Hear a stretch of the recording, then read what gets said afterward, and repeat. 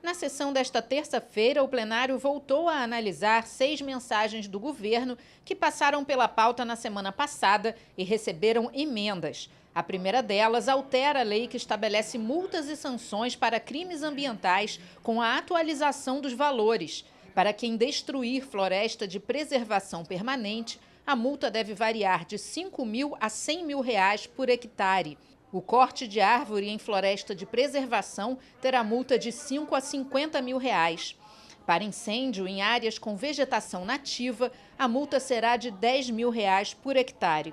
O texto também inclui o uso do fogo e de substâncias tóxicas como agravantes das penalidades e estabelece que imagens de satélites e outras tecnologias remotas podem ser usadas para apuração e aplicação de sanções. O texto aprovado depende da sanção do governo para se tornar lei. A segunda mensagem da pauta prorroga os benefícios fiscais concedidos para empresas dos setores de bens de capitais e de material escolar até o fim de 2032. A medida concede crédito presumido de ICMS de 12% para materiais escolares e de 13% para bens de capitais e de consumo durável, com destinação de 2% para o Fundo Estadual de Combate à Pobreza. Com o benefício, o governo prevê em 2025 renúncias fiscais da ordem de R$ 8 milhões com os materiais escolares e de R$ 19 milhões com os bens de capital. O projeto aprovado segue para a sanção ou veto do governador. E passou pelo primeiro dia para recebimento de emendas o projeto de resolução que altera trechos do regimento interno da Alerj. A proposta modifica os horários das reuniões de comissões da Casa e das sessões plenárias. Segundo o texto, as comissões permanentes, especiais e de inquérito devem acontecer entre 9 da manhã e 3 da tarde, de segunda a sexta, com exceção das quintas-feiras, quando acontecerão das 2 às 6 da tarde. Já as sessões ordinárias no plenário permanecem às terças e quartas, das 2 às 6h30 da tarde, e às quintas mais cedo, das 9h30 da manhã às 2 da tarde. Já as sessões solenes serão feitas de segunda a quarta, das 9 da manhã à 1 da tarde, e às quintas, das 2 às 6 da tarde. A matéria pode receber emendas até quinta-feira. Na primeira sessão extraordinária foi analisada a mensagem que concede isenção de ICMS para os estabelecimentos localizados nas zonas de processamento de exportação. As ZPEs são áreas de livre comércio destinadas à instalação de empresas de produção de bens que serão comercializados no exterior. A medida internaliza o convênio ICMS que autoriza os estados a conceder o benefício e, segundo o governo, visa aumentar a competitividade no mercado internacional e a geração de emprego e renda. Emendas incluídas pelos deputados no texto final determinam que a criação das zonas de processamento de exportação deve ser aprovada na Alerj. O texto segue agora para análise do governador. Todo produto exportado, ele já tem isenção, são operações externas, mas nas operações internas não. E a ZPE está dando para as internas e as externas. Mas nós não temos nenhuma ZPE ainda, então é um projeto genérico. Então, a posteriori, vai ser criadas ZPEs, provavelmente 2, Açu e Itaguaí.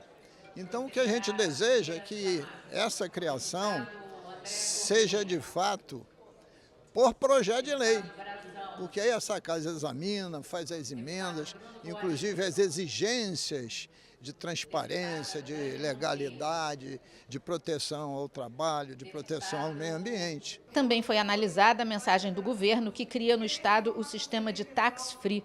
A proposta internaliza um outro convênio ICMS que autoriza os estados a concederem isenção do imposto mediante restituição aos turistas estrangeiros nas operações de venda realizadas pelo comércio varejista. As mercadorias adquiridas devem sair do país até 30 dias após a compra. A restituição será no valor do ICMS que constar na nota fiscal do produto, que deve ser vendido apenas na forma presencial e ser pago com cartão de crédito emitido no exterior. A regra não vale para o pagamento de serviços como bares, restaurantes e hotéis. Para ter direito ao benefício, o cliente deve manifestar o interesse ao estabelecimento onde fizer a compra e comprovar a saída definitiva do produto em portos ou aeroportos. A matéria aprovada segue para a sanção ou veto do governador. Na segunda sessão extraordinária do dia, os parlamentares analisaram a mensagem do governo que institui um regime tributário diferenciado para o setor de embalagens de papel e papelão. A medida busca equiparar o tratamento tributário que já é concedido ao setor no estado de Minas Gerais. O projeto foi aprovado e depende da sanção do governador para se tornar lei. Ainda na lista de projetos do governo que tratam de incentivos fiscais, foi analisada a mensagem que prevê a adesão do Rio de Janeiro ao convênio ICMS que autoriza os estados a conceder isenção do imposto na prestação dos serviços de transporte de passageiros urbanos e metropolitanos. Segundo a justificativa, o Estado deve aderir ao convênio para regularizar a isenção de ICMS no transporte de barcas. De acordo com o texto, a perda de arrecadação não deve causar impacto financeiro ao Estado, por já estar prevista na Lei Orçamentária Anual e na Lei de Diretrizes Orçamentárias.